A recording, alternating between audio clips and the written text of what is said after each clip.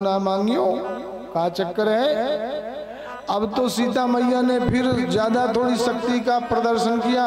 24 घंटे और बीत गए, 48 घंटे हो गए। सीता मैया को पसीने टपकने लग गए तो सीता मैया ने रिद्धि सिद्धि का हवन किया। रिद्धि सिद्धि आ गई। अब रिद्धि जी आटा गूंथने लग गई, सिद्धि जी पूड़ी बेलने लग गई और मैया कढ़ाई से निकालती जा रही हैं और निकाल निकाल करके महाराज जी की थाली में डाल रही हैं और महाराज जी उठाकर पेट में डाल रहे हैं। पूरे 7 दिन 7 रात्रि हो गए, प्रसाद बराबर चल रहा था। रिद्धि सिद्धि भी हारने लग गई, पर फिर भी अपनी शक्ति को जोड़ा, नहीं नहीं हमको हारना नहीं है। पूरे 14 दिन हो गए प्रसाद पाते पाते, पर रिद्धि सिद्धि को पसीने आ ही गए। तब सीता मैया रिद्धि सिद्धि नेत्र बंद कर विघ्न विनायक श्री गणेश जी महाराज का ध्यान दिए। हे गणपति बप्पा विराजो, प्रकट हो। गणेश जी आए। अब गणेश जी ने कहा माँ चिंता मत करो, आप तो महाराज जी को प्रसादी घटेगी नहीं, हम आ गए। अब गणेश जी महाराज आटा गूंथने को काम ले लिए, रिद्धि जी बेलने के ले लिए, सिद्धि जी कढ़ाई से निकालने का काम लिया और माता जी ने लेकर के महाराज जी की थाल तक पहुंचाए को काम लिया। भैया पूरे 24 दिन 24 रात्रि प्रसाद चलता रहा अखंड। गणेश जी ने कहा हे सर मैया अब क्या होगा, मेरे भी हाथ हार गए। नहीं नहीं हारना नहीं है, अभी तो और चलना है। भैया पूरे 26वां दिन प्रारंभ हो गया और 26वें दिन माता जी ने बाबा जी से जाकर कहा महाराज जब हमने सुना है कि जब भोजन का मध्य हो जाए उस समय जल ग्रहण कर लेना चाहिए।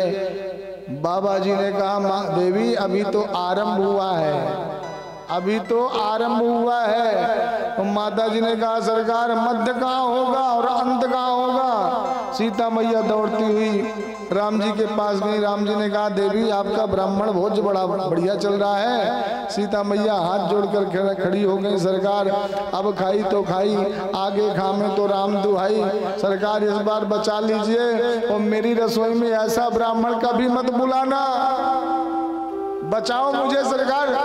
राम जी ने ध्यान में बैठे और राम जी ने कहा सरकार अब आप इस रामा अवतार में प्रसाद पाया माता सीता के हाथ से, अब विराम दीजिए। अगस्त जी 27वें दिन मध्याह्न समय में अगस्त जी ने कहा देवी अब हमारा आधा प्रसाद हो गया, जल की व्यवस्था की जाए। माता सीता हाथ जोड़कर खड़ी हो गई, सरकार मैं आपको जल नहीं पिला सकती, यदि 2-4 घड़े में व्यवस्था हो जाती, 2-4 टंकी में व्यवस्था हो जाती तो जरूर व्यवस्था करती, पर सरकार मुझे तो 2-4 समुद्र लाना पड़ेगा तो भी शायद कम पड़ जाएगा, इसलिए मैं आपको जल नहीं पिला सकती। राम जी ने नेत्र बंद करके कहा सरकार इस रामावतार में सीता जी के माध्यम से आपने प्रसादी पाई और इसके बाद आने वाले द्वापर में मैं कृष्णा अवतार धारण करूंगा, उस समय इंद्र कुपित होगा, उस समय मैं आपका आवाहन करूंगा, तब आकर के आप चकाचक जल का पान करना। और आज जब सर्प चारों तरफ लेट गया गिरिराज जी में, तब मेरे गोविंद ने एक बंसी का निनाद किया और अगस्त जी का ध्यान किया, तो अगस्त जी सीधे आ गए ब्रजमंडल और गिरिराज जी के ऊपर बैठ गए। ये वो अगस्त हैं जो 7 समुद्रों का जल एक साथ पी गए थे, वो ऊपर बैठ गए और इंद्र ने जितनी बारिश करी वो सारा 84 कोस के अंदर जितना बारिश हुआ वो सारा का सारा जल अगस्त जी अपने पेट में रख लिए। प्रेम से बोलिए राधे राधे। तो नीचे जल आया ही। 7 दिन 7 रात्रि पर्यंत जितनी बारिश भई, और इधर ब्रजवासी जब नीचे खड़े थे तो ब्रजवासी चौथे दिन ही कहने लग गए कन्हैया भैया इतना भारी है पर्वत हमने उठा लिया, हम में इतनी शक्ति हमें पता ही नहीं था। अच्छा कन्हैया देख भैया हमारो ये कंधा दर्द करे तो हम ये कंधा लगा ले, ये हाथ दर्द करने लग जाए तो ये हाथ लगा ले में, और कुछ नहीं तो एक बांस लगा करके नीचे बैठ जा में, लेट जा में, 1-2 पहर आराम कर ले में, फिर लग जा में। पर भैया हम देख रहे हैं कि आज छठवां दिन आ गया, तू भैया ये कनिष्ठिका अंगुली को लगाए खड़ा है, ना हिल रहा, ना डुल रहा, ना बैठा, ना विश्राम किया, ना कुछ खाया, ना पिया। अरे भाई तुम भी नीचे बैठ जाओ, ने कराम कर लो, विश्राम कर लो, प्रसादी पा लो। भगवान ने कहा यदि मैं नीचे बैठ जाऊंगा तो ये नीचे आ जाएगा। ब्रजवासियों ने की बात कन्हैया, या को मतलब तू ये समझ रहे हो कि सारो गिरिराज जी तू ही धारण कर रखे हो? अरे इतनी बड़ी बड़ी मोटी मोटी लड्डियां हमने अपने कंधे तोड़ दिए इसमें लगा लगाई के, तो क्या तेरे ये पतली सी उंगली के कारण गिरिराज जी खड़े हैं? भगवान ने की मैं भगवान हूं। एक ब्रजवासी बोलो लो कर लो बात, मुंह धोबो आवे ना है और हम सबन के सामने भगवान बने।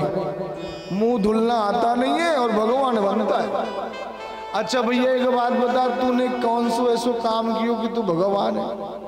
भगवान ने कि मैंने अघासुर मार्यो, पूतना मार्यो। ब्रजवासियों ने कही हे भगवान कितना झूठो है, कितना झूठ बोले। अरे तूने वह पूत नहीं मारी तो वह मरी मराई में 10-10 लड्डियां तो हमने भी मारी, और वह को काट काट कर जलायो तो कौन सी बड़ी बात है गई? एक ब्रजवासी बोला कन्हैया साची साची बोलियो, तू अपने आप को हम सबन के सामने भगवान बतावे। कल जब तू मेरे से कुश्ती लड़ रहे हो, जब वह दिन तू मेरे साथ में कुश्ती लड़ रहे हो तो मैंने तो वो 3 बार पटके किना है। ईमानदारी से बताए दे, मैंने तो को वह दिन जब तू कुश्ती लड़ रहे हो वह दिन मैंने तेरे को 3 बार पटका तुझे। भगवान ने कही हे भगवान मैं आते कहूं तो कहूं का? तो भगवान ने कही ठीक है तुम पकड़ लो गिरिराज जी, मैं विश्राम कर लो। तो जहां भगवान ने थोड़ा सा नीचे को कनिष्ठिका की तो चट्ट चट्ट करके जितने बांस थे सब टूटने लग गए। किसी का हाथ टूटा, किसी का कंधा, किसी का पैर टूटा, किसी का माथा। सब ने एक स्वर में चिल्लाया अरे कन्हैया पकड़ पकड़ पकड़ भैया, नीचे आ रहे हो आ रहे हो आ रहे हो। तो भगवान ने फिर से धारण करके खड़े रह गए। ब्रजवासियों ने ये च्योरे कन्हैया एक बात बता, हम तो सोच रहे गिरिराज जी को हमने पकड़ रखा है, हमको क्या पता कि हम मिट्टी के पुतला है। भैया एक बात बता, ये बड़े बड़े बांस टूट गए, कंधा टूट गए, पैर टूट गए, पर ये तेरी कनिष्ठिका उंगली में ऐसा क्या है कि तूने ये गिरिराज जी उठा लिया?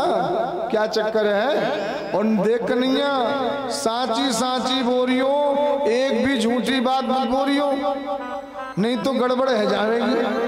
अब भगवान ने सोची लो कर लो बात, यदि मैं इनसे सबसे कहूँगा कि मैं भगवान हूँ तो ये कहेंगे मुंह धोबो आवे ना, हम सब के सामने भगवान बने। अब मैं कहूँ तो कहूँ क्या? तो भगवान ने एक सुंदर सी बात कही, ब्रजवासियों तुम्हें पता है मैंने गिरिराज जी कैसे उठा लिया? कैसे उठाया भैया? भगवान ने कही सुनो फिर। कछु माखन को बल बढ़ो, कछु गोपन करी सहाय। अरे श्री राधा जो की कृपा सो, मैंने गिरवर लियो उठा। कछु तो माखन जो हम कह रहे हैं ना कि जो हमने विद्यालय खोला था बाल गोपाल विद्या चौर्य मंडल, वो चौर्य मंडल काम में आया कि नहीं? हमने जो चोरी करने की शिक्षा दी थी, देखा हमने कहा था ना कि गौ चरा में ब्रज के ग्वाला और माखन का में मथुरा के लाला, ऐसे बिल्कुल ना चलेगो। यदि गौ चरामेंगे हम तो माखन का आनंद भी हम ही लेंगे, इसीलिए तो हमने चोरी शुरू करी थी। तो वो माखन की जो शक्ति है वो शक्ति आज काम में आएगी। कछु माखन को बल बढ़ो, कछु गोपन करी सहाय, और कछु आप सब लोगों की सहायता ने काम कर दिया, और श्री राधा जी की कृपा से मैंने गिरिराज जी उठा लिया। भैया एक बात बता, माखन तो हम सब ने खाई, तो शक्ति केवल तेरे अंदर ही क्यों है? भगवान ने की ना ना, शक्ति तो आप सबके अंदर है। तो भैया हम कहते हम तो मिट्टी के पुतले जैसे टूट टूट कर पड़े हैं, गिरिराज जी को तो तूने ही उठा रखा है। भगवान ने की है सुना है, तुम्हारी शक्ति है पर मेरे गुरु जी ने एक मंत्र दिया मुझे, क्या मंत्र दिया? भगवान कहते हैं मेरे गुरु जी ने एक मंत्र दियो कि जो मेरी तरफ टकटकी लगाकर मेरी तरफ देखेगा तो वाकई अंदर की शक्ति मेरे अंदर आ जाएगी। तो जब मैं गिरिराज जी उठा रहे हो, तुम सब मित्र मेरी तरफ टकटकी लगाकर देख रहे हैं, तो तुम सबन के अंदर की शक्ति मेरे अंदर आ गई और मैंने गिरिराज जी उठा लियो। ब्रजवासियों ने कही हे भगवान, ये माखन चोरी करते करते ये शक्ति चोरी करना भी सीख गयो। हे भगवान, यही तो मैं कह रहा हूँ, वह दिन मैंने या को युद्ध में 3 बार हराया, 3 बार कुश्ती में पटक्यों, और आज ये कहाँ तो ये गिरिराज जी उठा लिए, जब हमारे अंदर कच्चू है ही ना है। पूरी की पूरी शक्ति या के अंदर चली गई तो हम तो मिट्टी वाले पुतला ही रह गए। ऐसे करके भगवान ने ब्रजवासियों को शांत करे। पर सज्जनों, प्रत्येक गोपी और प्रत्येक ब्रजवासी बार बार मेरे गोविंद को देख रहा है, निहाल रहा है। इतना प्रेम करते हैं प्रभु से ब्रज के ग्वाला, क्योंकि अब दुनिया में किसी को नहीं जानते, केवल जानते हैं तो केवल गोविंद को जानते हैं। गोविंद हमारे हैं, हम इनके हैं। इसीलिए तो भगवान इन ब्रजवासियों के साथ क्रीड़ा कर रहे हैं। एक गोपी थी, तो जब वो विवाह करके आई ब्रज में, तो उसने सुना था कि एक ब्रज में सांवला सलोना है, कितना सुंदर है, कितना दिव्य है। उसके एक बार मात्र दर्शन कर लेने से जीवन की व्यथा मिट जाती है और आत्मा में शांति का वास हो जाता है। बस उस गोपी ने ये सुना था, तो बार बार प्रभु को देखने के लिए लालायित हो रही थी। पर जब विवाह करके आई तो जो उसकी सासू माँ थी, उसने कहा बहू, ये ब्रज में आकर के सब कुछ करना, पर एक काम मत करना। क्या नहीं करना? बोले वो जो सांवला सलोना है नंद लला, उसको कभी निहार मत लेना अपने नेत्रों से। यदि तुमने उसको देखा तो समझ ले तेरा जीवन खत्म। क्या मतलब? बोली वो एक ऐसा है ब्रज में कि जो एक बार उसको देख लेता है वो ऐसा चित्तचोर है, तो बार बार उसे देखने का मन करता है। फिर जीव ना खाना भी भूल जाए, पीना भी भूल जाए, मन में चैन ही नहीं रहता बिना उसे देखे, उसी का दीवाना बना घूमता है। इसलिए गोपी सब कुछ करना पर उसको मत देखना। अब चूंकि घर में नई नई बहू थी, इसलिए सासू माँ का कहना माना और मेरे प्रभु उसे देखने आए। क्योंकि अब नई नई बहू आई है तो भगवान ने कहा भाभी जी, हम भी भाभी का मुख देखेंगे। मुख देखी होती है ना, मुख देखने के लिए आए। पर गोपी ने भगवान को अपना मुंह नहीं दिखाई। भगवान ने कहा तो गोपी, यदि ऐसी बात है तो तुम मेरे दर्शन के लिए तरसोगी, पर तुम्हें इस जीवन में मेरा दर्शन नहीं होगा।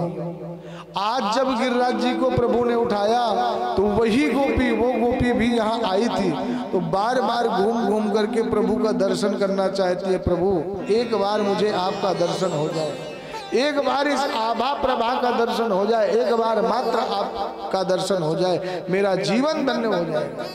पर भगवान हर बार अपना मुख मोड़ ले रहे हैं। पर गोपी के आंखों से अश्रुपात चल रहे हैं सज्जनों, और केवल एक ही कामना है, प्रभु एक बार दर्शन हो जाए। भगवान ने कहा गोपी, इस जन्म में तुझे दर्शन नहीं होगा मेरा। इस शरीर को त्यागोगी और जब पुनः शरीर धारण करोगी तब तुम्हें मेरा दर्शन होगा। सज्जनों, उस गोपी ने वहीं बैठे बैठे अपने प्राणों का अंत कर दिया। और दोबारा जब उस गोपी का जन्म हुआ तो महाराज मीरा के रूप में जन्म लिया, और मीरा के रूप में फिर गोविंद का दर्शन हुआ। मीरा कोई और नहीं, ब्रज की वही गोपी है। प्रेम से बोलिए राधे राधे। 7 दिनों तक बारिश हुई, सारा का सारा जल अगस्त जी पी गए। 7वां दिन हुआ, 7वें दिन बारिश रुक गई। भगवान ने गिरिराज जी की स्थापना करी, और जब धूप निकल आई तो सभी ब्रजवासी दौड़ने लग गए ब्रजमंडल। देवराज इंद्र ने अपने गणों को बुलाया